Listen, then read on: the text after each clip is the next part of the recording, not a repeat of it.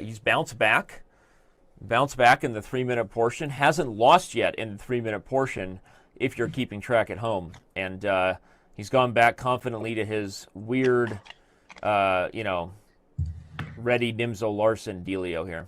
All right, but Magnus. Well, we're going to get a sharp game here. It's going to be hanging pawns. White tries to play e3 or, well, maybe d3 first, but at some point he's going to play for d4.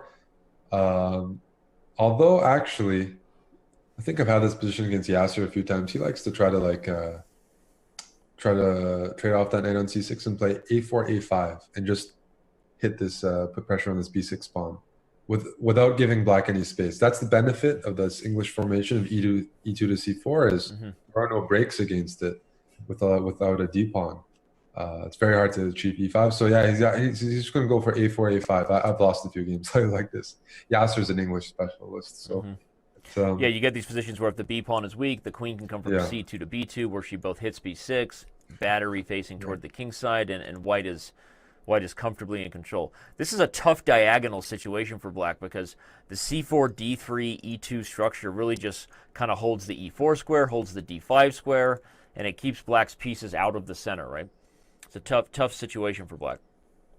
This is right, because black needs to play bishop f6 and try to simplify trading off. You can simplify. It's going to be a nagging edge for white. That's the first time in a while. Well, not in a while, but Wesley, from this opening, he's getting something, I think, tangible. I think you take on b6, you play like queen b2 or rook b1 here, but like you're the only one who has a target. And I think that's a great position to be in blitz and in this match circumstance where he is slowly but surely finding his form. Yep. Agreed, Town.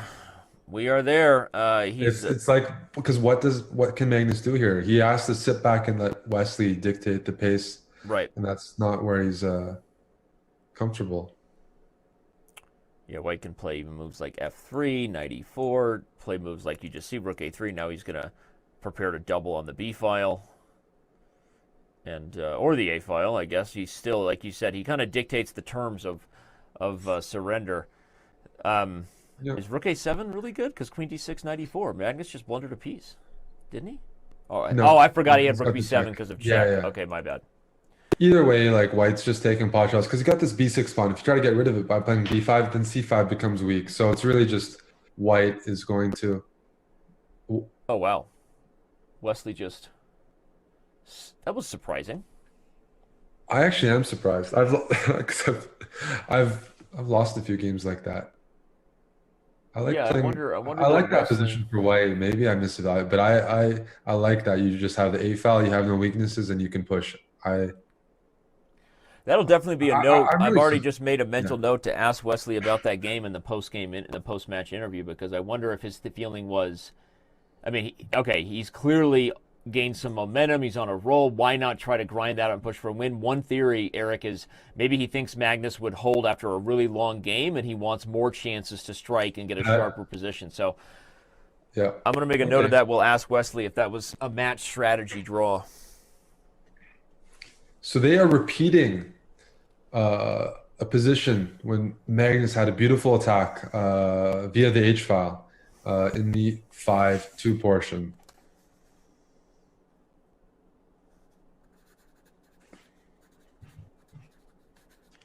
I can hear you writing. No. That's right. So I don't use paper often, but when I do, it's because I'm making notes for Chess TV.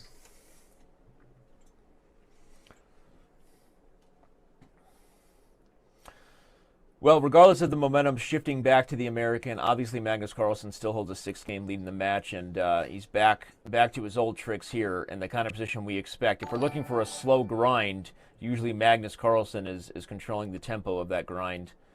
Thank you to I couldn't even read your username, Mike@Reese55 for subscribing to our channel. Appreciate the love, and that's a pawn on d5. Yes, that would be quite unfortunate for Wesley to lose some of this momentum with that blunder. The problem is after g3, white's going to play king g2 and challenge the h file, so it's not even like a sacrifice for like this h file compensation. Yeah, Yeah. It's just king g2 and rook h1. This is Magnus, I think, can sense. This is a clear moment where if he wants to kill that momentum, this is it. Maybe queen g4, followed by knight e4. Queen g4 I and like knight queen e4. g4. I don't know, something like that. Although black's going to double on the h file, I might not be winning that knight. But queen, it looks like I am. Magnus Like I likes just simply play rook, knight e4. Okay, good. So far, following it. But knight f5. Like how do you win this knight on h3? Well, you can try to play knight h4. But You it's can try to hard. play knight h4. It's hard. There's knight f5 now. If you play rook h1, you literally have to play rook h1, rook h2, rook e to h1 to win it. Yeah, Magnus is going to take a think to probably calculate lines that Eric is talking about because, as Eric said, after knight h4, knight f5, there's just a lot of tactics coming on the h-file, so you can't just safely grab that knight. But yeah, he is in control because he's not committed to winning that knight. He just wants to, and it's very tempting. Like, right, guy can't get away with the knight on h3. That's what you feel when somebody does that. Right. Because otherwise he's up a pawn. He's not facing any serious threats. One idea is maybe to take h3 first, Eric, and then knight h4. I guess you let him give the rook back, but you would be kind of... He gets the rook back, yeah, and the h-file, there might be this f4 square. Yeah, this knight on d5 is good. Really tricky. Because black is committed to keeping that knight, whereas white hasn't committed to trapping it. His pieces can still do other functions. Mm-hmm. So I actually think this is a really nice approach by Magnus. f7 is now hit. No, this is really smooth. This is not allowing. This g5 pawn can't be taken because if knight takes h8 is lights out. So Magnus pointing out that there's a pin on this h file. Okay, so this looks like a desperate attempt, but it may actually work. I mean, the g6 pawn's going to fall, and the question is. Well, it looks like everything is falling. I mean, maybe just take f6. Actually, seems safer. Just gobble f6 instead. No, okay. Magnus wants g6. He has he has all the options here. There's not a threat for black. Rook takes g. Okay, rook takes g6 is a threat because there's knight f4 check. So don't allow rook takes g6 here. That's all. Yep. All I can say. Besides that, you can move the knight away. You can play knight f8. You can. Shout out to Smoky McPot for the sub. Yeah, Eric is highlighting something like this. If you can't go for this and blunder your queen.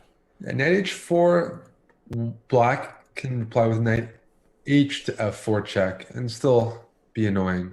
So Magnus took on g6. Now he is like, okay, he took on f6. Tactics.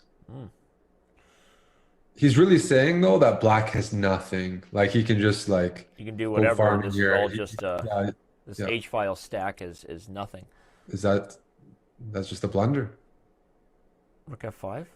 That just forks rook f5. Rook takes f2. Yeah. Oh wow, Magnus. And you know what's annoying about rook f5 is after queen f5, e f5, there's also queen c6 check. So you don't have time to play rook takes h3. Rook takes h3. There's queen c6 check. Wow. Queen c6 check. That was a blunder, but it's still blunders. Knight e7 is a big time move there though, because you stop queen c6 check and you just threaten knight c8. So, I think queen d6. I was going to say queen d7 probably does the trick though, because after knight c8, king b8, everybody, black can even play moves like knight f4 check intermezzo, followed by queen g7 check. And rook to g8, Eric, is met by queen to d5, lights out. Yep. It's interesting. Like we're seeing some blunders by Magnus, a little uncharacteristic. And in this game, it was from a position of strength. I'll say that's more uncharacteristic. He's not always the best defender. For sure. I think everybody, including Magnus Carlsen, makes blunders when they're in bad positions and they've been outplayed because that's human nature. Yeah. But blundering when you're winning, that is something Magnus Carlsen does like 3 times a year. So check one of them off the list. It's just that was.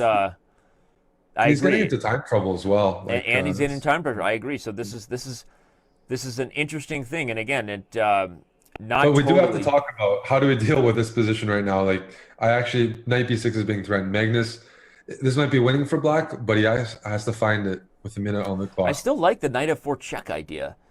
You can't take it, because I can kind of flip the script with queen g7 and king f3, and he goes for it.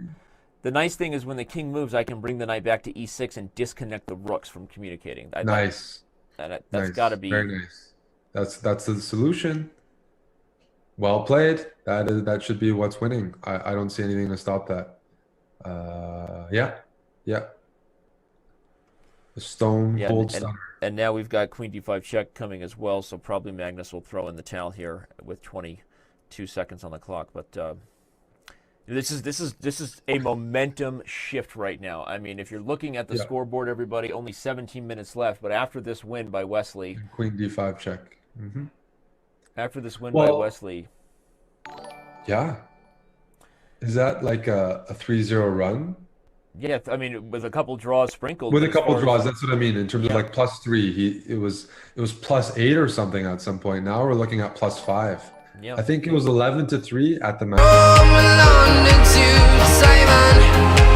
been all around the globe trying